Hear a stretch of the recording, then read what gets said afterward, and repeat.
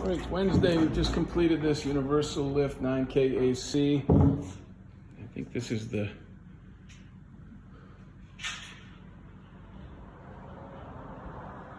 single point release model here, and everything went together well. We had these custom plates made. Took about 4 weeks to get this shit done, pardon my language, but we got it done. And the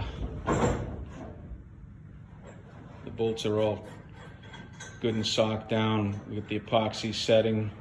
I have the customer go back and double check them one more time. That's good enough for a Mustang right now. And put some epoxy on all those shims on the plate there. This is our triple telescoping arm. We've got a dyno in here. They're going straight off the dyno right onto the lift. So we tried to square it up off the body of the dyno and center it off the dyno. Hope you're having a great week out there, and we'll see you soon. Thanks for tuning in.